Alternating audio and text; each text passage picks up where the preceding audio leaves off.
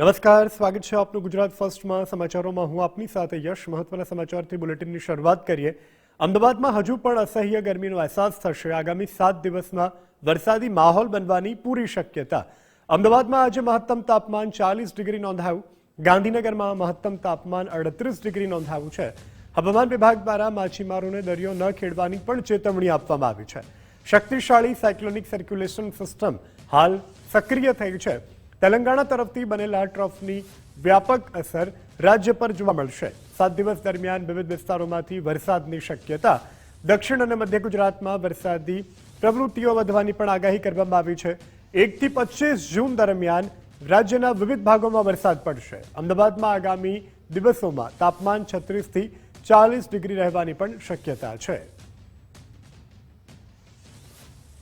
तो अहमदाबाद में 40 degree Celsius और गांधीनगर में 38.6 degree Celsius maximum temperature realise हुआ है। और आज के लिए अहमदाबाद के लिए 40 डिग्री सेल्सियस और गांधीनगर के लिए 30 डिग्री सेल्सियस मैक्सिमम टेम्परेचर रहने का पूर्वानुमान है। और फिशरमैन वार्निंग की बात करेंगे तो आज के लिए और डे 4 और डे 5 के लिए एंटायर गुजरात कोस्ट के लिए फिशरमैन की वार्निंग है, जिसमें विंड की स्पीड 35 से 45 और साथ में जो गस्टी विंड होगी वो 55 kmph के आसपास रहने के पूर्वानुमान है विथ इस वाली विंड के साथ। और जो सिनॉप्टिक सिस्टम्स हैं गुजरात स्टेट के आसपास जिनके कारण वार्निंग दी गई है, उसमें एक साइक्लोनिक सर्कुलेशन है जो वेस्ट एमपी और साथ में गुजरात रीजन के आसपास बना हुआ है, और एक ट्रफ है जो तेलंगाना से होते हुए गुजरात रीजन से गुजर रही है। इन सिस्टम्स को ध्यान में रखकर आने वाले 7 दिनों के लिए गुजरात रीजन में और साथ ही सौराष्ट्र और कच्छ रीजन में लाइट टू मॉडरेट रेन का पूर्वानुमान है। હવામાન નિષ્ણાંત અંબાલાલ પટેલે પણ વરસાદની આગાહી કરી છે. આજથી રાજ્યના વિવિધ વિસ્તારોમાં પ્રી મોન્સૂન એક્ટિવિટી શરૂ. ગુજરાતના અલગ અલગ વિસ્તારોમાં હળવો વરસાદ પડી શકે. 21 થી 23 જૂન દરમિયાન ભારે ઉકળાટ વર્તાશે. વાતાવરણમાં ભેજનું પ્રમાણ વધતા અસહ્ય ગરમી પણ લાગશે. રાજ્યમાં વિધિવત રીતે ચોમાસું શરૂ થવાની પણ શક્યતા છે. 23 થી 25 જૂન વચ્ચે ચોમાસું ગુજરાત ખાતે પહોંચશે. દક્ષિણ ગુજરાત અને સૌરાષ્ટ્રના ભાગોમાં ભારે વરસાદ પડશે. 28 જૂન પછી ઉત્તર અને મધ્ય ગુજરાતમાં વરસાદ પડશે.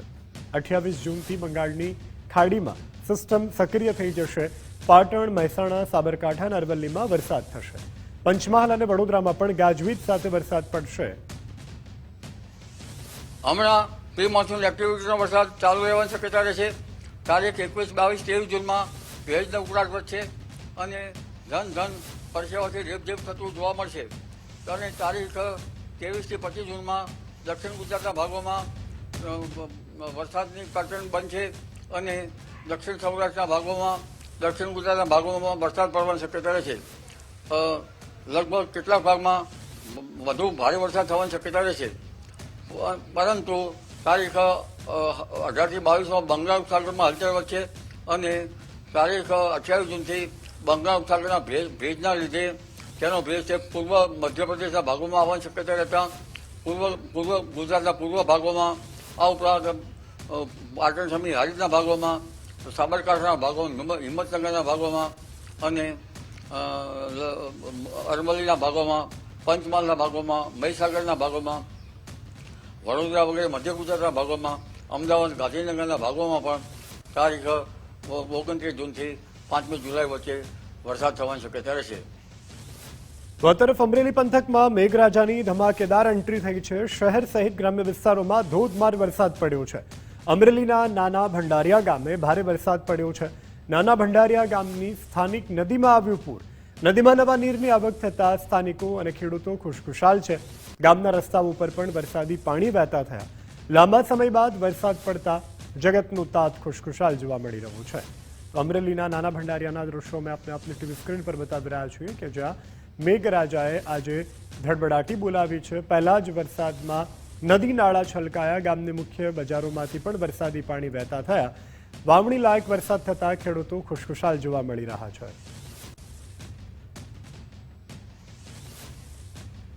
રાજ્યકક્ષાના શાળા પ્રવેશોત્સવનો વડનગરથી થશે ભવ્ય શુભારંભ. મહેસાણા જિલ્લામાં 23 જૂનથી શાળા પ્રવેશોત્સવ યોજાશે. મુખ્યમંત્રી ભૂપેન્દ્રભાઈ પટેલ વડનગરથી રાજ્યવ્યાપી શાળા પ્રવેશોત્સવ શરૂ કરાવશે.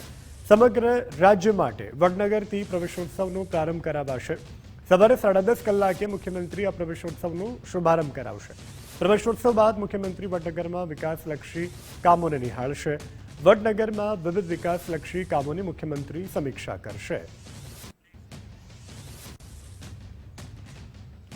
આગળ વાત છોટાઉદેપુર જિલ્લાના બોડેલીમાં સ્વામિનારાયણ મંદિર હોલ ખાતે જિલ્લા પંચાયત પ્રમુખ ઉપેન્દ્રભાઈ રાઠવાના અધ્યક્ષ સ્થાને વાઇબ્રન્ટ ગુજરાત રિજિયોનલ કોન્ફરન્સ અંતર્ગત જિલ્લા કક્ષાના કાર્યક્રમોનું આયોજન કરવામાં આવ્યું હતું.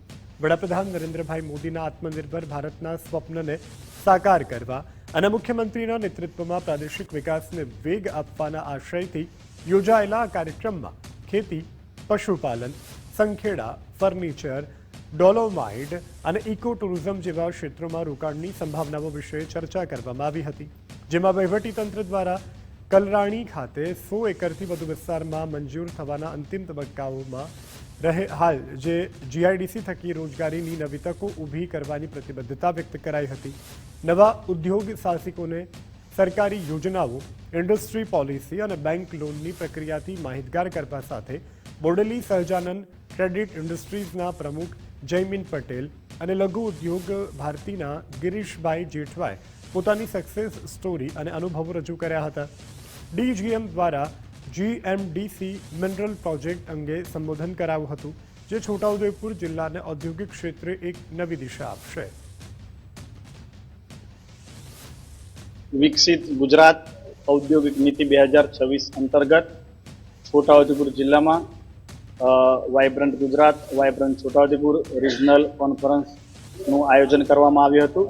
જેમાં છોટાઉદેપુર જિલ્લામાં ઔદ્યોગિક સાહસિકો ઉપસ્થિત રહ્યા હતા અને છોટાઉદેપુર જિલ્લાના અલગ અલગ પ્રોડક્ટ અને સાંસ્કૃતિક બાબતો અને જે લોકલ પ્રોડક્ટ આવે એનું ઔદ્યોગિક ક્ષેત્રની અંદર આગળ વધે એ માટે MOU કરવામાં આવ્યા અને એમાં છોટાઉદેપુર જિલ્લામાં ઔદ્યોગિક નીતિ અંતર્ગત આગળ વિકસે અને રોજગારનું નિર્માણ થાય અને અહીંની જે એ ઔદ્યોગિક ક્ષેત્રના સંસાધનો હોય કે કૃષિ બાબતે, પશુપાલન બાબતે એના દ્વારા અહીંના લોકો રોજગાર પ્રાપ્ત થાય, આર્થિક ક્ષેત્રે પ્રગતિ થાય, એના માટેની આ સમિટનું આયોજન કરવામાં આવ્યું હતું. યોજાયેલ વાઇબ્રન્ટ ગુજરાત સમિતિમાં છોટાઉદેપુરમાં જે યોજાયેલ છે જેમાં અમે હાજર રહેલા હતા, એમાં સરકારશ્રી તરફથી આગળ બી અમને સપોર્ટ મળેલ છે અને હમણાં બી અમને સપોર્ટ મળ્યો છે. એના માટે અમે જિલ્લામાં ઇન્વેસ્ટ કરવા માટે માંગીએ છીએ, જેથી બીજાને પણ તક મળે અને અમને પણ આગળ વધવાનો મોકો મળે. જેના માટે અમે આજે મારી 2 firm Ekta metals and Shiva quarry works એના માટે 6 કરોડના MOU 2 સાઇન કર્યા છે, જેથી મને ખૂબ ખુશી છે કે મારા જિલ્લામાં હું ઇન્વેસ્ટ કરવા માંગુ છું અને મને આ તક મળી. આજે બોડેલી ખાતે રિજનલ સમિટ ગુજરાત વાઇબ્રન્ટની મળી, જેમાં મારા યુનિટને સબસિડીનો લાભ મળ્યો. એટલે સક્સેસ સ્ટોરી માટે મને આમંત્રણ આપવામાં આવ્યું અને એ અંગે મેં ઉપસ્થિત સૌ ઉદ્યોગ મિત્રોને એ માહિતી આપી. વિશેષ એક ભલામણ પણ કરી કે જે લોન મળે છે એની માટે તમે લાગી રહો, કદાચ એકાદ પ્રયત્ન કરવો પડે એની માટે કરતા રહો, પણ અંતે તમને સબસિડી મળે જ છે અને જે આપણા ઉદ્યોગ માટે ખૂબ ઉપયોગી થાય છે. પંચાયત ખાતે સ્વચ્છ ભારત મિશન અંતર્ગત ઘન કચરા વ્યવસ્થાપનને વધુ અસરકારક બનાવવાના હેતુથી આયોજન કાર્યક્રમ મંત્રી કૌશિકભાઈ વેકરિયાના હસ્તે લીલી ઝંડી આપવામાં આવી છે. 37 નવી ઈ-રિક્ષાઓનું પણ લોકાર્પણ કરવામાં આવ્યું હતું. વડાપ્રધાનના સ્વચ્છ ભારતના સંકલ્પને સાકાર કરવા માટે અમરેલી તાલુકાને 7, ધારીને 5, ખાંભાને 3 અને કુકાવાવને 5, લીલિયાને 5, રાજુલાને 5 અને સાવરકુંડલાને 7 એમ કુલ મળી 37 વિવિધ ગ્રામ પંચાયતોને ઈ-રિક્ષા ફાળવણી કરવામાં આવી છે, જેના દ્વારા હવે ગ્રામ્ય વિસ્તારોમાં ઘરે ઘરે જઈ ભીનો અને સૂકો કચરો અલગ અલગ એકત્રિત કરી અને ઘન કચરાનો યોગ્ય નિકાલ કરવામાં આવશે. ગ્રામ પંચાયતના પ્રતિનિધિઓની પ્રેરક ઉપસ્થિતિ વચ્ચે મંત્રી કૌશિકભાઈએ ગ્રામજનોને કચરો ખુલ્લી જગ્યામાં ન ફેંકી અને રિક્ષામાં જ આપવા ગ્રામ્ય સ્તરે સ્વચ્છતા જાળવવા આ અભિયાનમાં સહભાગી બનવા અપીલ કરી હતી. સ્વચ્છતા ही સેવા સ્વચ્છતા મિશન અંતર્ગત આજે જિલ્લા ગ્રામ વિકાસ એજન્સી અમરેલી દ્વારા અમરેલી જિલ્લા પંચાયત અંતર્ગત તાલુકા વાઇઝ જે પણ ગામડાઓ છે તાલુકા વાઇઝ ઈ રિક્ષાનું આજે અમે લોકાર્પણ કર્યું છે. ખાસ કરીને તમામ ગામજનોને પણ હું અપીલ કરું છું અને વિનંતી કરું છું જિલ્લાના લોકોને પણ જે રીતે ઈ રિક્ષા તમારા ગામ માટે ભેટ સરકાર દ્વારા જ્યારે આપવામાં આવી હોય ત્યારે આપણે એમનો પૂરતો ઉપયોગ કરી ભીનો કચરો અને સૂકો કચરો આ રિક્ષા દ્વારા ગામની અંદર એકત્રિત કરવામાં આવશે. દરેક લોકોએ કચરો ક્યાંય બેદર કે ફળિયામાં ક્યાંય બહાર નાખવો ન જોઈએ. જ્યારે પણ ઈ રિક્ષા સવારમાં તમારે ત્યાં કલેક્ટ કરવા આવે અને ભીનો અને સૂકો બંને કચરો અલગ આપી અને ખાસ કરીને સ્વચ્છતાની ઝુંબેશની અંદર આપણે બધાએ સહભાગી થવું જોઈએ અને આ અપીલને આપણે બધાએ માન આપી અને આપણું ગામડું, આપણું શહેર, આપણું આંગણું એ કાયમી માટે ચોખ્ખું રાખવા માટે આપણે બધાએ ઝુંબેશ પણ ઉપાડવી જોઈએ. આજ રોજ અમે અમરેલી મુકામે સ્વચ્છ ભારત મિશન અન્વયે માનની કૌશિકભાઈ વેકરિયાના વરદ હસ્તે ઈ રિક્ષાનું ઘનકચરા નિકાલ માટે લોકાર્પણ કરવામાં આવ્યું, જેમાં કુલ 37 જેટલી ઈ રિક્ષાનું લોકાર્પણ કરવામાં આવેલ છે, જેમાંથી અમારા સાવરકુંડલા તાલુકામાં 7 ઈ રિક્ષા ફાળવવામાં આવેલ છે. આ રિક્ષા અન્વયે સૂકો ભીનો કચરાનો ગામમાંથી નિકાલ થશે, જેથી ગામ લોકોના સ્વચ્છતા અન્વયનો જે અભિગમ છે જળવાઈ રહેશે અને માનનીય પ્રધાનમંત્રીશ્રીનો જે સ્વચ્છ ભારત મિશનનો કાર્યક્રમ છે તે પણ જળવાઈ રહેશે. નર્મદા ભાજપમાં આંતરિક વિખવાદનો અંત આવ્યો છે. ગાંધીનગરમાં બેઠક બાદ સુખદ ઉકેલ આપ્યો છે. પ્રદેશમાં જે મતભેદો હતા તે હવે દૂર થયા છે. મનસુખ વસાવા પ્રદેશ મોવડી મંડળે અમને માર્ગદર્શન આપ્યા હોવાની વાત કરી છે. પાર્ટી મજબૂત હશે તો પ્રજાના સારા કામ થશે. એકબીજાનો વાગ કાઢવાને બદલે સાથે મળીને કામ કરીશું. પાર્ટીમાં હવે કોઈ પણ પ્રકારના મતભેદ નથી. એક વ્યક્તિને મોટો કરવા લોકો પોસ્ટ મૂકતા હોય. આવનારા દિવસોમાં બધા જ એક થઈને કામ કરીશું. સાંસદ મારા પિતૃતુલ્ય છે, હું તેમના ઘરે જઈ શકું છું તેવી પણ નીલ રાવે વાત કરી. ગઈકાલે જગદીશ વિશ્વકર્માની હાજરીમાં આ બેઠક મળી હતી. જિલ્લા પ્રમુખે મહિલા ધારાસભ્યનું અપમાન કર્યા હોવાના હતા આક્ષેપો. દર્શનાબેન દેશમુખ ચાલુ કાર્યક્રમમાંથી બહાર નીકળી ગયા હતા. પ્રદેશે અમને બોલાયા હતા. અમારી વાત જે કહેવાની હતી તે વાત થઈ.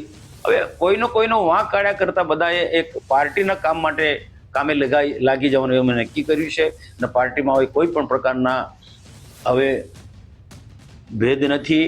એક બધા સાથે રહીને પાર્ટીના મૂલ્યો, પાર્ટીના સિદ્ધાંતો અને સરકારની અલગ અલગ પ્રકારની જે યોજનાઓ જે છે રાજ્ય સરકાર કે ભારત સરકારની, આ બધી યોજના લોકો સુધી પહોંચે એના માટે આવનારા દિવસોમાં સૌ અમે કામ કરીશું. કોઈ જવાબ નથી, કોની ગેરસમજ હતી, કોની નથી ગેરસમજ, એ બધા વાદ વિવાદમાં પડવું નથી, પણ બધા અમે એક મંચ પર પાર્ટીને મજબૂત કરીશું અને પ્રજાના જે કામો જે છે પ્રજાના કામો કરતા રહીશું.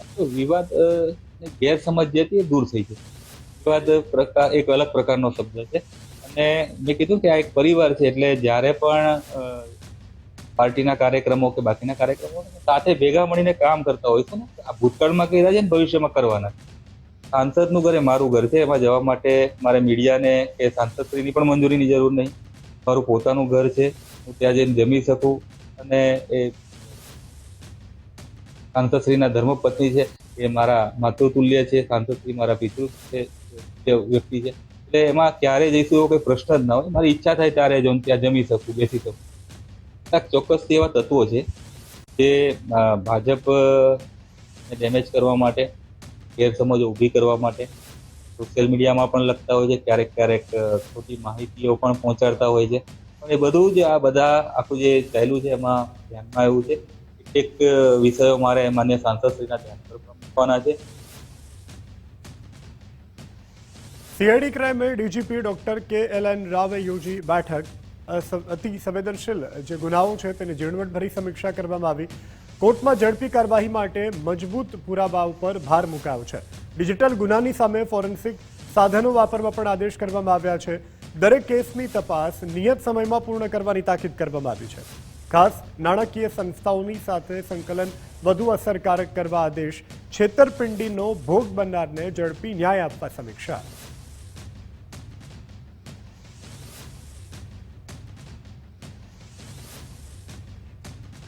આગળ વાત કરીએ સમાચારમાં. શિક્ષણ વિભાગે એક મહત્વપૂર્ણ નિર્ણય લીધો છે.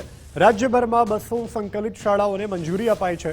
સંકલિત શાળા હેઠળ ધોરણ 1 થી 10નો અભ્યાસ શાળાઓમાં થશે. ડ્રોપ આઉટ રેશિયો ઘટાડવા શાળાઓને મંજૂરી અપાઈ છે. સરકારી શાળાઓને મંજૂરી આપવામાં આવી છે.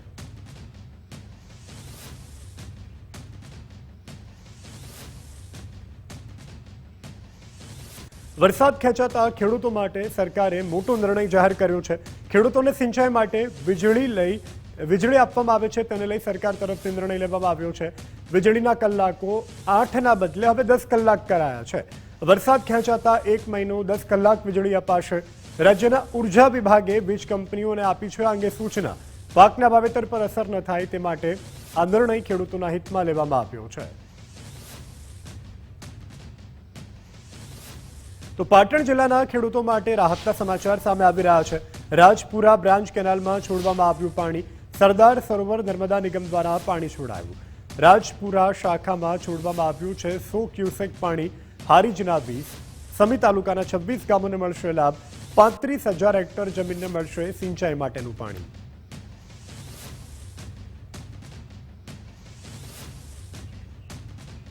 જામનગરના લાલ બંગલા ખાતે કોંગ્રેસ દ્વારા ધરણા કરવામાં આવ્યા. ગરીબ, મધ્યમ વર્ગ અને ખેડૂતોના પ્રશ્નોને લઈને ધરણા કરવામાં આવ્યા. ખાતરના ભાવ બમણા થતા ખેડૂતો દેવાના બોજ હેઠળ હોવાના કોંગ્રેસે આરોપ લગાવ્યા છે. રાંધણ ગેસના સતત વધતા ભાવ પાછા ખેંચવાની માંગ કરવામાં આવી છે. કોંગ્રેસના કાર્યકરોએ ગેસના બાટલા સાથે વિરોધ પ્રદર્શન કર્યું. નીટ પેપર લીક કાંડ મુદ્દે પણ સરકારને ઘેરવાનો પ્રયાસ કોંગ્રેસ તરફથી કરવામાં આવ્યો.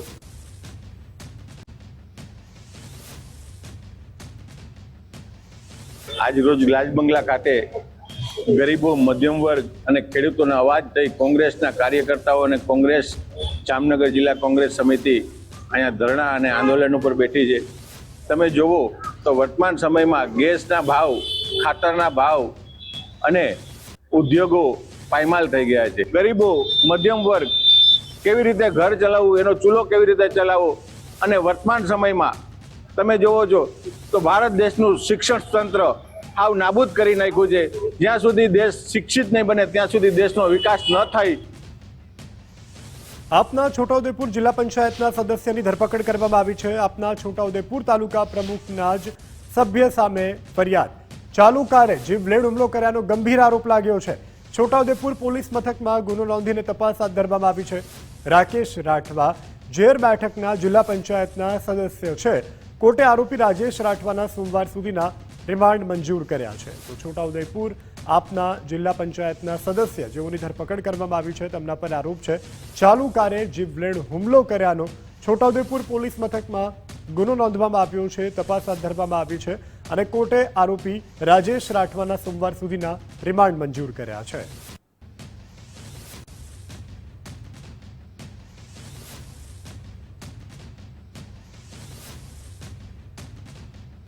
વડોદરાના પૂર્વ મેયર નિલેશ રાઠોડનો કોર્ટમાં ક્રિમિનલ દાવો. ભાજપ નેતા અલ્પેશ લિંબાચિયા સામે ક્રિમિનલ દાવો. પૂર્વ મેયર વિરુદ્ધ પત્રિકા બહાર પાડવા મુદ્દો થયો હતો વિવાદ. નિલેશ રાઠોડ અને ભાઈઓના નામનો ઉલ્લેખ. અલ્પેશ લિંબાચિયા સહિત 3 લોકોની સામે ફરિયાદ. કોર્ટને યોગ્ય લાગે તે પ્રમાણે કમ્પન્સેશન નક્કી કરાશે. દેશની પ્રજાને જાણકારી થાય એવા એક હેતુ સાથે આપણે ભેગા થયા છે. અમે લોકોએ પ્રાઇવેટ ફરિયાદ ભારતીય નાગરિક સુરક્ષા સંહિતાની કલમ 223 મુજબ બદનક્ષીનો દાવો અમે કોર્ટમાં ક્રિમિનલ તરીકે દાખલ કર્યો છે. અલ્પેશ લિંબાચિયા છે, અમિતભાઈ લિંબાચિયા છે અને એક નાઈ કરીને બીજા ભાઈ છે જે એમને આ જે કંઈ બી પત્રિકા કાંડ થયું એમાં 3 જણા એક્ટિવલી ઇન્વોલ્વ હતા એવું પોલીસ ચાર્જશીટ કહી રહી છે અને એ 3ની સામે અમે ફરિયાદ દાખલ કરી છે. અમારે અમિતભાઈ અમારા મિત્ર છે અને આમ જ બેઠેલા અને ચર્ચા થઈ. મેં અમિતભાઈને કીધું કે ભાઈ આવી રીતના આ કેસની અંદર કંઈક થઈ શકે એમ છે, આ રીતનું ચાલી રહ્યું છે. એટલે અમિતભાઈએ મને કીધું કે ભાઈ તમે તમારા બધા ડોક્યુમેન્ટ મને જે તે ફરિયાદ થઈ છે એના ડોક્યુમેન્ટ છે, જે બી થયું છે બધાના કાગળ મને આપો. એટલે જે FRIની કોપી હતી એ બધું મેં એમને આપ્યું અને એમને મને કીધું કે ટેકનિકલી આપણાથી આ રીતે આગળ વધાશે અને તમારે લડવું હશે તો તમારે લડાશે. અને આપણું પહેલેથી નક્કી જ હતું કે આ લડાઈ આપણે લડવાની જ છે. સમાચાર જામનગરથી કે જ્યાં પ્રી મોન્સૂન કામગીરી મુદ્દે કોંગ્રેસે વિરોધ કર્યો છે. રંગમતી અને નાગમતી નદીના પટમાં વિરોધ પ્રદર્શન કરવામાં આવ્યું છે. બેનર અને પ્લેકાર્ડ સાથે સૂત્રોચ્ચાર કરી અને વિરોધ નોંધાવ્યો છે. સુજલામ સુફલામ યોજનામાં ભ્રષ્ટાચારનો કોંગ્રેસે આક્ષેપ કર્યો છે. નદીઓ અને કેનાલોની સફાઈ નહીં કરાઈ હોવાનો પણ આરોપ છે. ચોમાસા પહેલા સફાઈ માટે મનપાને આપ્યું અલ્ટિમેટમ. મંગળ અથવા તો બુધવાર સુધી કામગીરી પૂર્ણ કરવાની માંગ છે. સફાઈ નહીં થાય તો કાદવ કીચડ કચેરીમાં ઠાલવવાની પણ ચેતવણી આપવામાં આવી છે.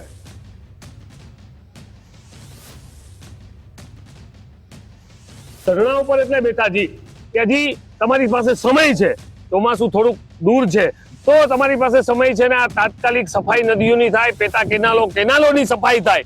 જો આ કામગીરી 24 કલાક એટલે મંગળ બુધવાર સુધીમાં નહીં થાય તો જામનગર શહેર કોંગ્રેસ દ્વારા જે નદીનો કીચડ છે, જે ભૂગર્ભ ગટરના પાણી આમાં ઉતર્યા છે, એ પાણીના ગંદવાના કીચડો લઈ અમે કમિશનર ચેમ્બર, જામનગર મહાનગરપાલિકાના ચેરમેન હોય, મેયર હોય, એની ચેમ્બર આગળ આ કચરો ઠલવશે અને એને પણ અહેસાસ કરશે કે જામનગર કેવી ગંદકીથી જીવે છે.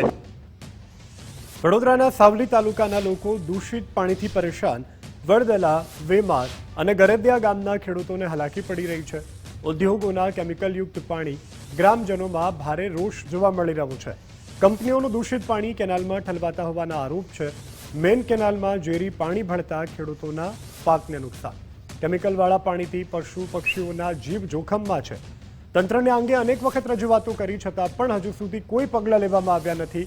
આ કેમિકલયુક્ત પાણી તાત્કાલિક બંધ કરાવવા તંત્રને અપીલ. કેનાલમાં બહુ પ્રદૂષિત પાણી આવે છે, બહુ જ ગંદુ, જે રાજ ઇન્ડસ્ટ્રીયલથી લઈને મીના સર્કિટ સુધી બધી જ કંપનીઓનું પાણી આવે છે, બરાબર છે. અને અહીંયા બહુ જ ગંદુ પાણી છે, બહુ જ ગંદુ, જેનાથી કેમિકલવાળું પાણી છે, જેનાથી અમને બહુ જ નુકસાન થાય છે.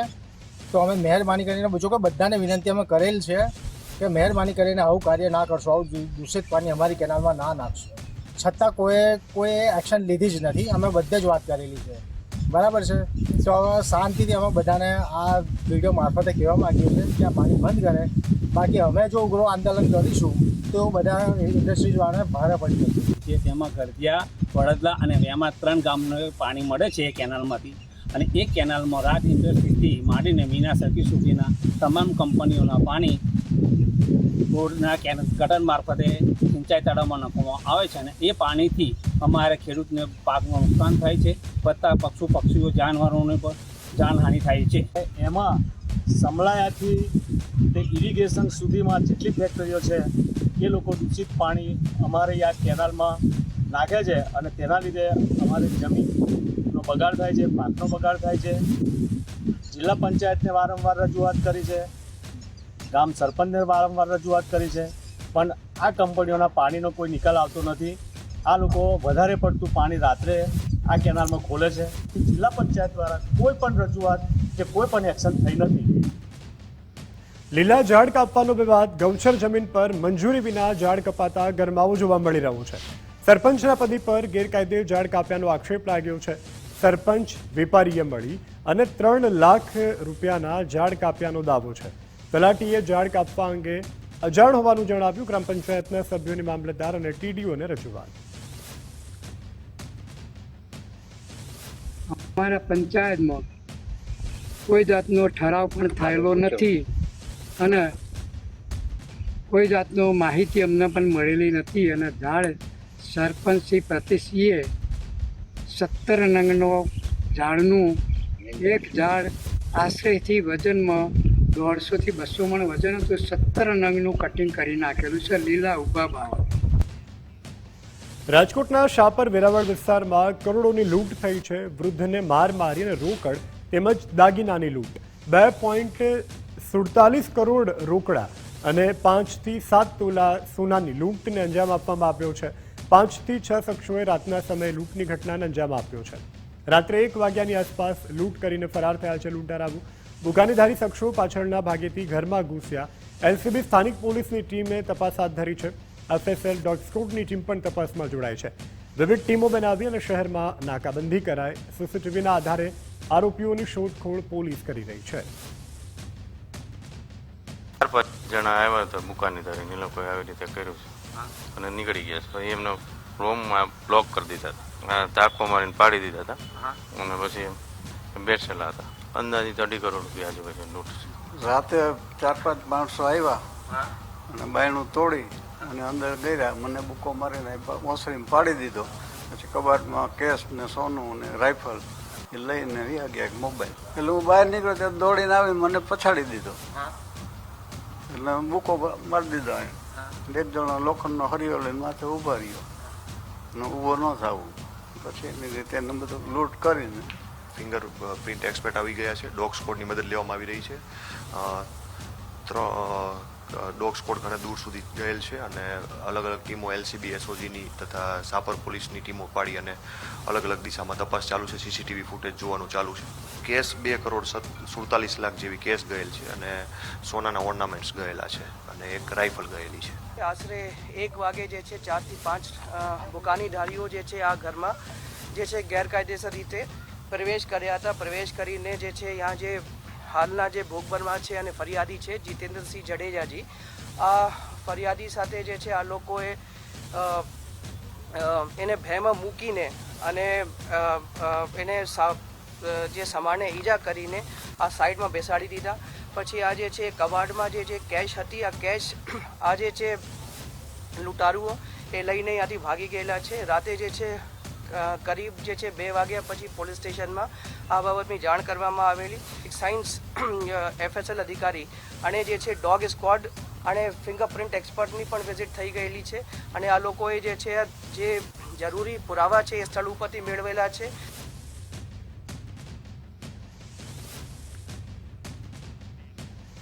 રાજકોટમાં રૂપિયા 2.50 કરોડની ધાડ મુદ્દે કાર્યવાહી. CCTV તપાસમાં આરોપીઓના રૂટનો ખુલાસો. 3માંથી 1 બાઇક રાજકોટ ગ્રામ્ય પોલીસે ઝડપ્યું છે. કોઠારિયા સોલ્વન્ટ મારફતે શહેરમાં પ્રવેશ્યા હોવાની શંકા. રાજકોટ શહેર અને ગ્રામ્ય પોલીસની સંયુક્ત તપાસ. 77 વર્ષીય જીતેન્દ્રસિંહ જાડેજાને બંધક બનાવાયા હતા. રોકડ, સોનાના દાગીના અને રાઇફલની ચોરીને અંજામ આપવામાં આવ્યો હતો.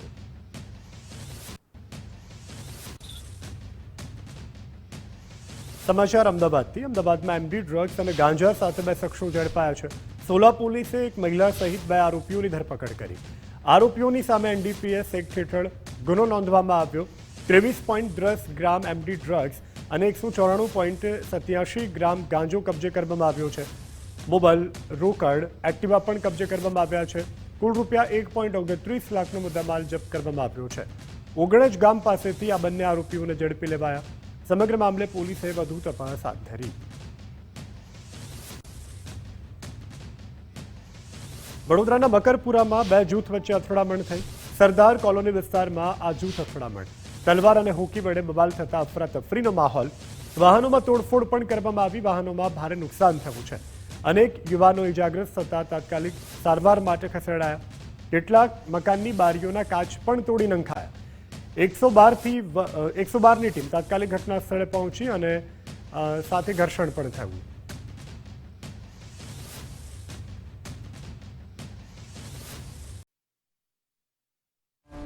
સુરત પાલિકાના 98 કરોડના વિકાસ કાર્યોનું લોકાર્પણ, જેમાં કેન્દ્રીય ગૃહ જળશક્તિ મંત્રી અને નાયબ મુખ્યમંત્રીના હસ્તે લોકાર્પણ થયું. ડભોલી અક્ષરવાડી ખાતે લોકાર્પણ કાર્યક્રમ યોજાયો. અટલ બિહારી વાજપેયી ઓડિટોરિયમમાં આયોજન હતું. શ્રીનાથજી ફ્લાયઓવરનો એન્ટ્રી રેમ્પ ખુલ્લો મુકાયો. અશ્વિની કુમારથી હીરાબાગ જંકશન સુધી ટ્રાફિકને રાહત મળશે. કાપોદ્રા તરફના ટ્રાફિક ભારણમાં ઘટાડો થવાની આશા. સુરતને નવા વિકાસ કાર્યોના લોકાર્પણની ભેટ મળી ત્યારે કેન્દ્રીય જળશક્તિ મંત્રી CR પાટીલે પણ નિવેદન આપ્યું. તેમણે કહ્યું કે સુરત આજે દેશનું નંબર 1 સ્વચ્છ શહેર છે. સ્વચ્છતાનો તાજ જાળવી રાખવાની જવાબદારી સૌની છે. સુરત બ્રિજ સિટી તરીકે દેશભરમાં ઓળખાય છે. સુરત દેશનું સૌથી ઝડપથી વિકસતું શહેર છે. દેશની પ્રથમ બુલેટ ટ્રેનનો પ્રારંભ સુરત માટે ગૌરવની વાત છે. ટૂંક સમયમાં સુરતવાસીઓ માટે મેટ્રો મુસાફરી પણ કરવાની અહીંયા મુસાફરીમાં કરી શકશે. બ્રિજને કારણે આપણી પાસે સમસ્યા નથી. આપણો ટાઈમ એ બચાવે છે. રોજે રોજ જે તમે તમારા ગંતવ્ય સ્થાન પર જવા માટે આખામાં 10-10 મિનિટ બગાડશો તો આખા દિવસમાં કદાચ 1 કલાક બગાડશે ને તો 1 કલાક પણ ખૂબ મહત્વનો હોય છે. કેમ કે એ સમય તમારો કામનો સમય હોય છે અને કામના સમયમાં તમે ટ્રાફિકમાં સમય બગાડો એ આપણને પોસાય નહીં. અને એટલા જ માટે વિકસિત ભારત તરીકેમાં જો કોઈ શહેર સૌથી ઝડપમાં વિકસિત થતું હોય તો એ સુરત શહેર છે. અને એના માટે તમને બધાને ખૂબ ખૂબ અભિનંદન આપું છું કે રાત દિવસ સતત મહેનત કરીને તમે આ શહેરને ધબકતું રાખવામાં, શહેરની અંદર નવી નવી ટેકનોલોજી લાવીને પોતાના બિઝનેસની અંદર એનો ઉપયોગ કરીને તમે ચાઇના સહિત વિદેશો સાથે સ્પર્ધા કરવામાં, એમના કરતાં સારી ક્વોલિટી, એમના કરતાં ઓછું કોસ્ટિંગ અને સારું પેકિંગ કરીને માલ કેવી રીતે વેચ્યો એ જો શીખવું હોય તો તમારા બધા પાસે શીખવું પડે. અને એના જ કારણે સુરત એ આજે આખા દેશમાં ચર્ચાનું સ્થાન છે. એ શહેરના ચર્ચામાં એને લેવું જ પડે છે.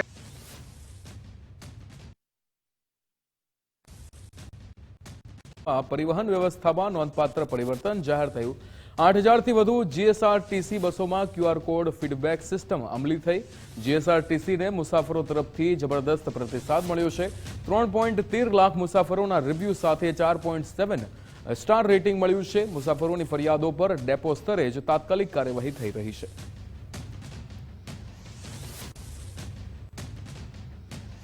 માનનીય નાયબ મુખ્યમંત્રી શ્રી હર્ષ સંઘવી સાહેબના નેતૃત્વ હેઠળ ગુજરાતની જાહેર પરિવહન વ્યવસ્થામાં નોંધપાત્ર પરિવર્તન આવ્યું છે, જેમાં મુસાફરોની સુવિધામાં, સુરક્ષામાં અને સેવા ગુણવત્તાઓને કેન્દ્ર સ્થાને રાખવામાં આવેલ છે. ગુજરાત રાજ્ય માર્ગ વાહન વ્યવહાર નિગમ દ્વારા માર્ચ 2025માં અજમાયશી ધોરણે શરૂ કરવામાં આવેલ QR કોડ આધારિત મુસાફર ફીડબેક સિસ્ટમ હવે રાજ્યભરમાં મોટા પાયે અમલીકરણ બનવામાં પામેલ છે. આ પહેલને લાખો મુસાફરોનો ઉત્સાહજનક પ્રતિસાદ મળવા પામેલ છે અને સરેરાશ 5માંથી 4.7% જેવું રેટિંગ મળવા પામેલ છે. ગીર સોમનાથના પ્રાચીમાં રાજ્યસભા સાંસદનો સત્કાર સમારોહ, માનસીભાઈ પરમારનો સત્કાર સમારોહ યોજાયો હતો. સમસ્ત કારડિયા રાજપૂત સમાજ દ્વારા ભવ્ય સન્માન કરાયું હતું. સોના ચાંદીના કિંમતી ઝવેરાતોથી સાંસદનું સ્વાગત કરાયું હતું. સમાજના અગ્રણી દ્વારા સાંસદને ચાંદીની પાઘડી પહેરાવાઈ, સોના ચાંદીની કિંમતી મોમેન્ટો આપી અભિવાદન કરાયું હતું. વિજ્ઞાન જાથાના ચેરમેન જયંત પંડ્યાની મોટી જાહેરાત. 70 વર્ષ પૂર્ણ થયા બાદ સક્રિય કામગીરીમાંથી વિદાય લેશે. 1 વર્ષ બાદ વિજ્ઞાન જાથાનું કાર્ય બંધ કરવાની જાહેરાત કરી છે. વિજ્ઞાન જાથાનું બોર્ડ ઘર અને ઓફિસથી ઉતારી લઈશ. અંધશ્રદ્ધા અને ધતિંગ વિરોધ 37 વર્ષથી અભિયાન ચલાવી રહ્યા છે. અત્યાર સુધી 2845 ભુવાઓના ધતિંગનો પર્દાફાશ કર્યાનો દાવો. 1288 ભુવા, મુંજાવર, પાદરીઓની પ્રવૃત્તિ બંધ કરાવ્યાનો દાવો. ધમકીઓ છતાં કામગીરી ચાલુ રાખ્યાનો જયંત પંડ્યાનો દાવો.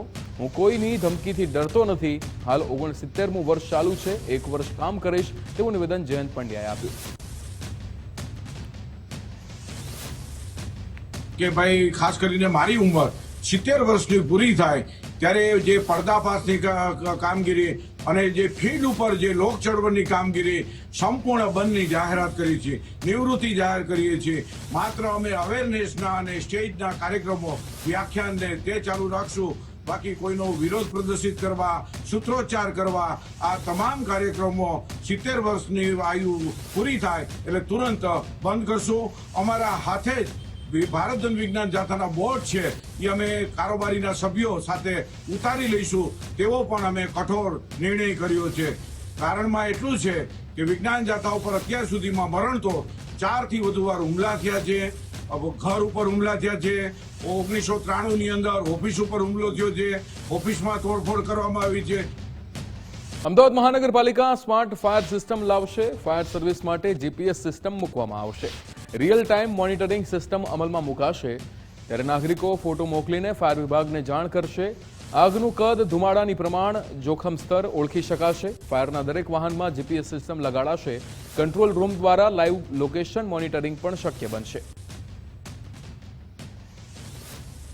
અમદાવાદ ફાયર બ્રિગેડ ડિપાર્ટમેન્ટ દિવસે દિવસે જે હાઈ રાઇઝ બિલ્ડિંગ્સ છે, અલગ અલગ પ્રકારના બિલ્ડિંગ્સમાં જે ફાયર રિસ્ક પ્રિવેન્શનને ધ્યાનમાં રાખીને આર્ટિફિશિયલ ઇન્ટેલિજન્સનો IIT ગાંધીનગરે હમણાં કોર્સ સ્ટાર્ટ કર્યો હતો.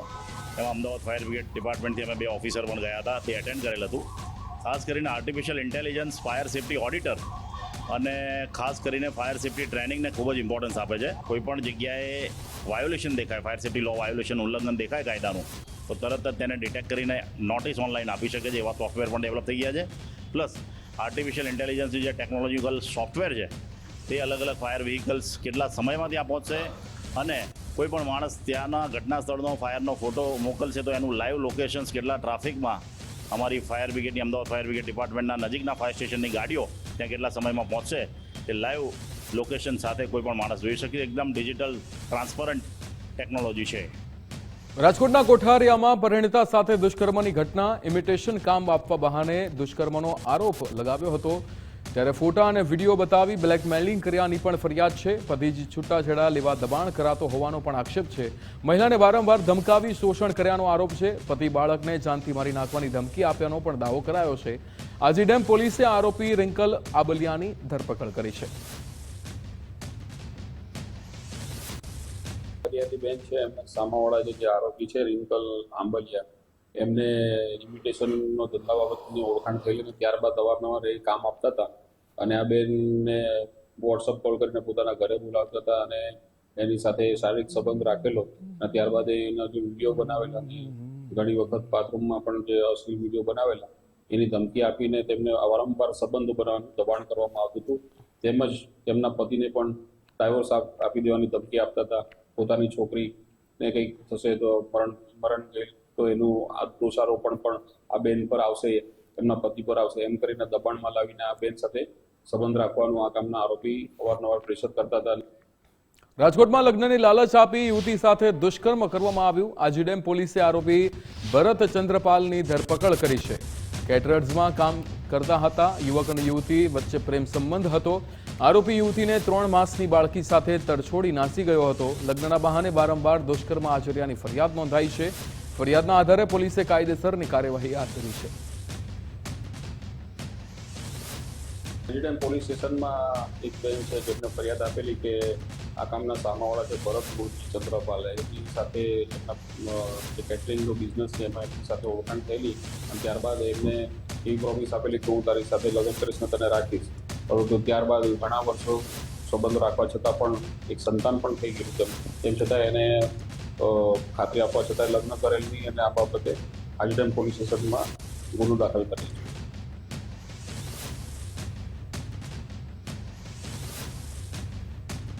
વલસાડના વાપી ટાઉન પોલીસ મથકે રેન્જ ફોરેસ્ટર વિરુદ્ધ ગુનો દાખલ થયો છે. રેન્જ ફોરેસ્ટર દ્વારા સહ મહિલા કર્મચારીની છેડતી કરાતા ફરિયાદ નોંધાઈ છે.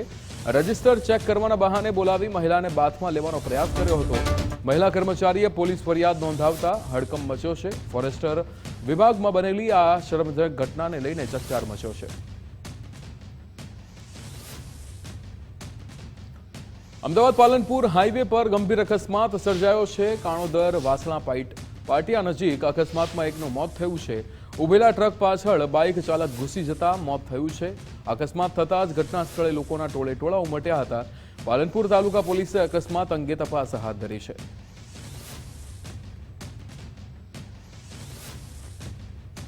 ડીસા થરાદ હાઈવે પર ગંભીર અકસ્માત સર્જાયો છે. થરાદમાં ડમ્પરે બાઇક અને ટ્રેક્ટરને ટક્કર મારી હતી. ટ્રિપલ અકસ્માતમાં બાઇક સવારનું ઘટના સ્થળે જ મોત થયું છે. અકસ્માત બાદ ટ્રેક્ટરને ટ્રોલીએ પલટી ખાઈ ગઈ હતી ત્યારે ડમ્પર ચાલક અકસ્માત સર્જી સ્થળ પરથી ફરાર થયો છે. થરાદ પોલીસે ઘટના સ્થળે પહોંચી તપાસ હાથ ધરી હતી. ગોંડલના મોવિયા ગામે 42 વર્ષીય યુવકે આપઘાત કર્યો છે. છૂટાછેડાના 6 દિવસમાં જ ગળે ફાંસો ખાઈને આપઘાત કર્યો છે. સવારે વાડીએથી પરત ફરી પોતાના રૂમમાં આત્મહત્યા કરી હતી. છૂટાછેડા બાદ યુવાન સતત માનસિક તણાવમાં રહેતો હતો. મૃતદેહને પીએમ અર્થે ગોંડલ સિવિલ હોસ્પિટલ ખસેડાયો હતો. ગોંડલ તાલુકા પોલીસે આગળની તપાસ હાથ ધરી છે.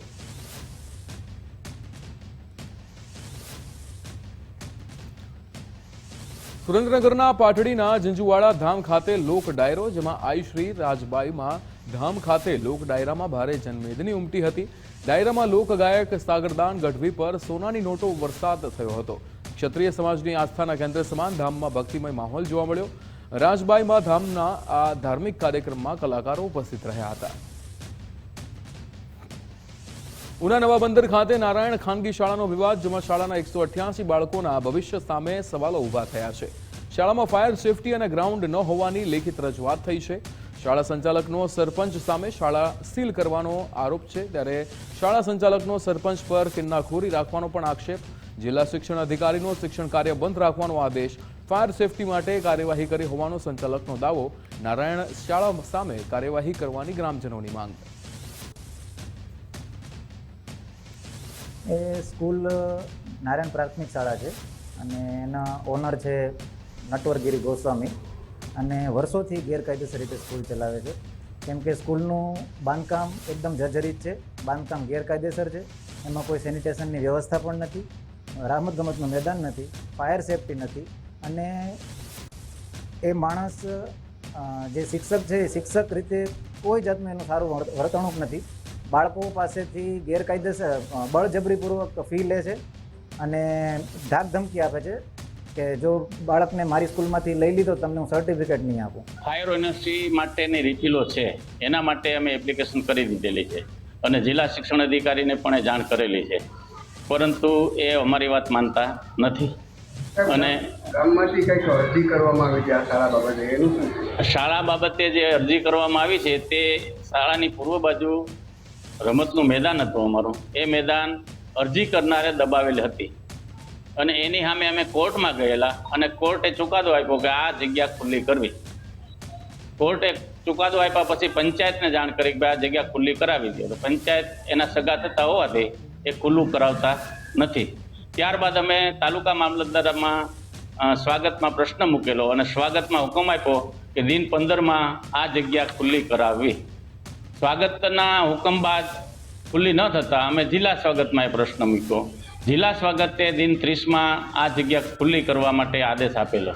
ઘણા સમયથી અમારા પ્રશ્ન હાલે છે ત્યાં ફાયર એનઓસી નથી, મોટી ઊંચાઈ ધરાવે છે શાળા, એટલે આપણે રિજિયોનલ કચેરી ભાવનગરની અમારા માનનીય જિલ્લા પ્રાથમિક શિક્ષણાધિકારી દ્વારા લખી દેવામાં આવ્યું છે અને ત્યાંથી એ લોકો સીલ કરવાની કાર્યવાહી કરશે. અને ડીટીઓ સાહેબે એ પણ આપણે મેસેજ આપી દીધો છે અને શું કહે હુકમ જ કરેલો છે કે એનું જે શિક્ષણ છે એ શિક્ષણ કાર્ય બંધ કરવું, ઓફલાઈન શિક્ષણ કાર્ય. અને શું કે બાળકોને પણ આપણે ત્યાં ગામે જઈ અમારા કેળવ નિરીક્ષક દ્વારા બરાબર રોજકામ કરીને જાહેર સ્થળે લગાવેલું છે કે શાળાની અંદર આ પ્રશ્ન હોય ભૌતિક રીતે બરાબર જ્યાં સુધી ફાયર એનઓસી અને સુવિધા ઉપલબ્ધ ન થાય ત્યાં સુધી બંધ રાખવા ડીપીઓ સાહેબનો આદેશ છે. કપડવંજ તાલુકા પંચાયતના પ્રમુખનો ઓડિયો વાયરલ થયો છે. જે.કે. પરમાર અને નાગરિક વચ્ચેની વાતચીતનો ઓડિયો વાયરલ થયો છે. જે.કે. પરમારનો ઓડિયોમાં તે કહેતા સંભળાય છે કે મતારે જ્યાં જવું હોય ત્યાં જા, હું ગુલામ નથી, તારે જે ભડાકા કરવા હોય તે કરી લેજે. વિવાદિત ઓડિયો વાયરલ થયા બાદ ખુલાસો થયો છે. સામેવાળી વ્યક્તિ નશાની હાલતમાં હોય તેમ લાગતું હતું. મેં સ્થાનિક સરપંચ સાથે વાત કરતા જણાવ્યું હતું, હું લોકોના તમામ ફોન ઉપાડી જવાબ આપું છું. મારી આખી રાજકીય સફર ક્યારેય વિવાદિત નથી તેવું નિવેદન આપ્યું. ફોન છે તું ઓફ હોય કે બંધ હોય કે ગમે તે હોય એ જવાબદારી મારી જાવ. ફોન ઉપર ના ઉપાડે મારે કેવાની જવાબદારી મારે જ કેવું પણ હું તો તારો ગુલામ છું. એટલે ગુલામ નહીં સાહેબ, પબ્લિક પ્રમુખ બન્યા એટલે પ્રમુખ બન્યા ફોન માટે કહેવાનું માટે નહીં બને. અમે અહીંયા આગળ લોકોના જવાબ આપવા માટે ફોન મારે પબ્લિક માટે નહીં બને. તમે પબ્લિક માટે બને એટલે તારા ફોન ના ઉપર તો મારે કહેવાનું સરપંચ એવું કેવું તારું સરપંચ તો અમારે જ કેવું પડે ને. તારે જે ભડાકા કરવાનું કરી લેજા હેડ પીને એક તો વાત કરું તારી હશે તું મારી હાથે એટલે એમ નહીં તમે દાદાગીરી કરો સાહેબ. મને દાદાગીરી એક વખત 1000 વખત મારી સાથે એક વ્યૂહ રચના બનાવી હોય એ રીતે પ્લાનિંગથી મને ઉશ્કેરની તરફ પાછા આપી હતી. પહેલાં તો વોટ્સઅપ ફોન પર મને બહુ નિબસ ગાળો બોલ્યો અને ત્યાર પછી સાદા ફોનથી મને વાત કરી અને તે વખતે મેં એને કહેલું કે ભાઈ આ મારે ક્રાઇટેરિયામાં આવતું નથી, ફોન ઉપાડે ના ઉપાડે. એટલે એ તો મને એ જેમ તેમ બોલવા માંડ્યો એટલે મેં એને થોડું કડક શબ્દોમાં કહ્યું કે તારે જો કમ્પ્લેન કરવી હોય તો કર. એથી વિશેષ કંઈ હતું નહીં. ગાંધીધામ આદિપુરના ટાગોર રોડ પર રહસ્યમય ચીસો સંભળાઈ હતી. જીમ સામેની જાળીઓમાંથી બચાવો બચાવોની બૂમો સંભળાઈ હતી. અવાજ સાંભળી સ્થાનિકો મોટી સંખ્યામાં ઘટના સ્થળે દોડી આવ્યા હતા.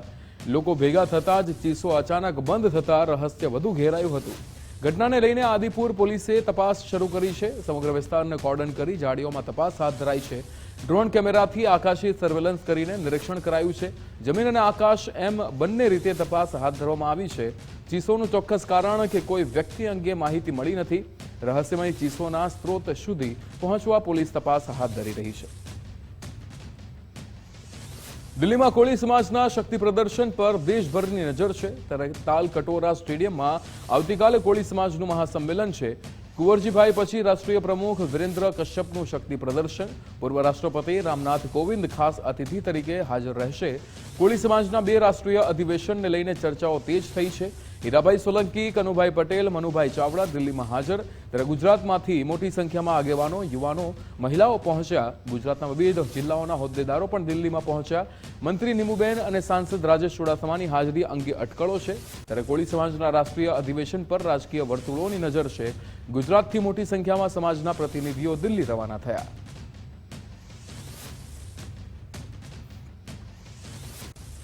देखिए, हमने 3000 लोगों को इसमें आमंत्रित किया है.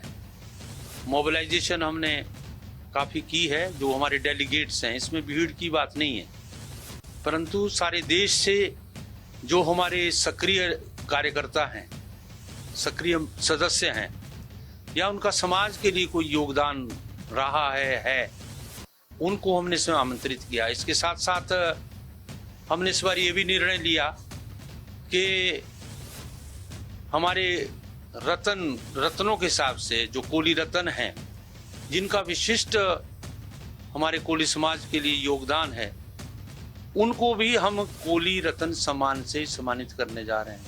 माननीय श्री रामनाथ कोविंद जी ख्यात हों, वो भी हमने 10 लोगों को जो है वो चयनित किया है हमारी समिति ने, तो उनका वो भी सम्मान हम करेंगे। धड़ा हमको लगता नहीं है, असली धड़ा जो भी धड़ा सबसे यानी पुराना धड़ा अगर कोली समाज का है तो वो यही है जिसकी आज यहाँ पर बैठक है, अखिल भारतीय कोली समाज। अब उसमें मुझे कोई टिप्पणी करनी नहीं है।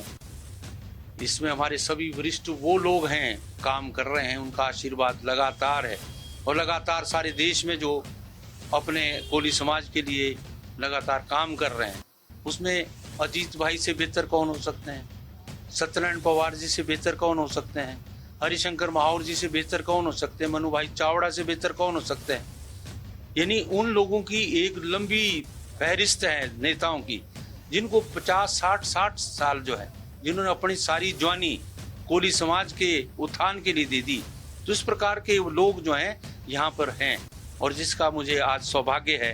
આમ તો અમારા રાષ્ટ્રીય અધ્યક્ષ વિરેન્દ્ર કશ્યપજીએ આપ સૌને ધ્યાન ઉપર મૂક્યું છે અને કાલે જે અધિવેશન થવા જઈ રહ્યું છે, આ 12મું અધિવેશન છે અને આ 12મા અધિવેશનમાં પૂર્વ રાષ્ટ્રપતિ આપણા રામનાથ કોવિંદજી પણ હાજર રહેવાના છે। એમના આશીર્વાદથી અમારા વર્ષોથી અજીત કાકાની યુવાની આમાં ને આમાં વહી ગઈ છે। આજે હું પર્સનલી જ્યારે રામનાથ કોવિંદજીને મેં મળ્યા ત્યારે એવે ખૂબ બધી વાતો અજીત કાકા વિશે વાત કરી ત્યારે અમને પણ એક ગર્વ અનુભવ થયો છે અને આ સમાજની એકતા માટે, સમાજ અને ઉત્કર્ષ માટે આ કાલની આ જે રાષ્ટ્રીય અધિવેશન થઈ રહ્યું છે ત્યારે આમાં સૌભાગ્ય છે અમારું કે અમને પણ આમાં હાજર રહેવાનો મોકો મળ્યો છે। ત્યારે હું વધારે કાંઈ નહીં કહીશ, પણ બસ એકતા માટે કામ કરશું ને કોળી સમાજમાં જન્મ લીધો છે અને એને ન્યાય માટે જે કંઈ કરવું પડતું હશે આગળના દિવસોમાં અમે સાથે મળીને કરીશું। बहुत दिनों से हम लोग ये प्रयास कर रहे, वैसे तो बहुत सारे लोगों को आना था यहाँ पे, पार्टिसिपेट होना था, लेकिन यहाँ की व्यवस्था में थोड़ा हम लोग चूक रह गई है हमसे। फिर भी मेरा मानना ऐसा है कि पूरे भारत देश से जो कोली समाज आ रहे हैं उसमें सबसे ज़्यादा हमारे गुजरात से हो गए, ऐसा मेरा मानना है। कोળી સમાજનું તો આવો સંગઠનના કારણે જ ભલું થયું છે અને જ્યારે જ્યારે કોઈ સમાજ પર, જ્યારે કોળી સમાજ પર અન્યાય થાય ને તો આ સંગઠન એક સાથે ભેગા થઈને અમે કામ કર્યું છે એના પરિણામો આવતા દિવસોમાં અને ભૂતકાળમાં મળ્યા છે, એટલે આ બધી વાતોમાં હું નથી માનતો। ગાંધીનગર યુનિવર્સિટી કેમ્પસમાં યોગ દિવસની ઉજવણી કરવામાં આવી હતી। યુનિવર્સિટી કેમ્પસમાં યોગ કાર્યક્રમ યોજાયો હતો। યુનિવર્સિટી વાઇસ પ્રેસિડેન્ટ વિનીતા રોહેરા ઉપસ્થિત રહ્યા હતા। મોટી સંખ્યામાં સ્ટુડન્ટ અને ટીચર્સે ભાગ લીધો હતો। રાજ્ય યોગ બોર્ડના ચેરમેન શિશુપાલજીએ પણ આયોજનને આવકાર્યું હતું।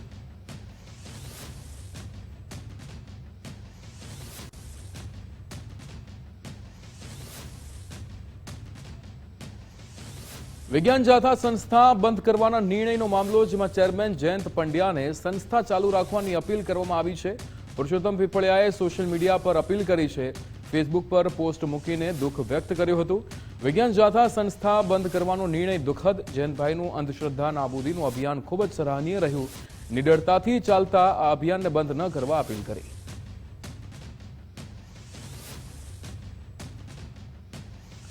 જે રીતે પુરુષોત્તમ પીપળિયા દ્વારા સોશિયલ મીડિયામાં આ પોસ્ટ મૂકવામાં આવી હતી અને સાથે જ ચેરમેન જયંત પંડ્યાને સંસ્થા ચાલુ રાખવાની અપીલ કરવામાં આવી હતી। આ પોસ્ટમાં તેમણે લખ્યું હતું કે અંધશ્રદ્ધા નાબૂદીનું અભિયાન તેમનું ખૂબ જ સરાહનીય રહ્યું હતું। સંકલન બેઠકમાં સ્થાનિક વિકાસના મુદ્દાઓ ઉઠ્યા હતા। અમદાવાદ મકરબા બ્રિજ 31 જુલાઈ સુધીમાં તૈયાર થશે। વેજલપુરના ધારાસભ્ય અમિતભાઈ ઠાકરનું નિવેદન સામે આવ્યું। બ્રિજ શરૂ થતા ટ્રાફિક વ્યવસ્થાને લઈને રજૂઆત કરી। બળિયાદેવ મંદિર પાસે ટ્રાફિક ન થાય તે માટે આયોજનની માંગ કરાઈ। અલબ્રુજ 4 રસ્તા પાસે પોલીસ સ્ટેશનની માંગણી છે, ત્યારે કોર્પોરેશનના પ્લોટ પર પોલીસ સ્ટેશન માટે મંજૂરી માંગી. શિવરંજનીથી એપીએમસી રોડ પર રેલિંગ લગાવવાની પણ રજૂઆત થઈ છે. ઓલિમ્પિક રોડ પર સુરક્ષા સુવિધા વધારવાની માંગ ઉઠી છે.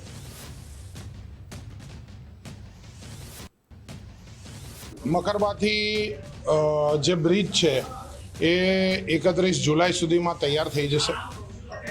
ત્યારે બ્રિજ ઉપરથી લોકોના વાહનો જાય ત્યારે અહીંયા બુઢભવાની બ્રિજ છે ત્યાં ફાટક બંધ કરી એની બાજુના રોડને થોડા વાઇડનિંગ કરી ચામુંડા અંડરપાસ જે લેફ્ટમાંથી સેટેલાઇટ તરફ જવાનો અંડરપાસ છે ત્યાં નવો રોડ બનાવી અને સેટેલાઇટ તરફ જતો જે વાહન વ્યવહાર છે આને વધારે સારી રીતે ખોલી નાખવો જોઈએ. એની ચિંતા આજથી કરવી જોઈએ, જેથી કરીને બળિયાદેવ વેજલપુર ખાતે ટ્રાફિક જામના દ્રશ્યો ભવિષ્યમાં ન થાય એની આગોતરી ચિંતા કરવા માટેની વાત મૂકી. સંકલન બેઠકમાં ધારાસભ્ય અમિત શાહની રજૂઆત. ત્યારે પશ્ચિમ અમદાવાદમાં રીડેવલપમેન્ટને મુદ્દે રજૂઆત થઈ હતી. ધારાસભ્ય દ્વારા નિવેદન આપવામાં આવ્યું કે 20 ફ્લેટ હોય ત્યાં 80 ફ્લેટ બની રહ્યા છે.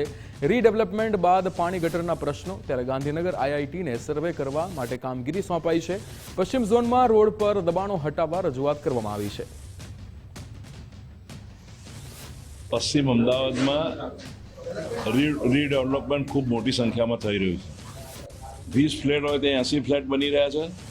એવું આખા વિસ્તારોનો ધરણીધર દેરાસર હોય કે આખા પાલડી વાસણા નવરંગપુરામાં ખૂબ મોટા પ્રમાણે રીડેવલપમેન્ટ થઈ રહ્યું છે. ત્યારે આ રીડેવલપમેન્ટ થયા પછી એના ગટર અને પાણીના જે પ્રશ્નો થાય ભવિષ્યમાં એના માટેની રજૂઆત કરી હતી કે આ ભવિષ્યમાં ગટર પાણીના પ્રશ્નો ના થાય તેની યોગ્ય કાળજી રાખવામાં આવે.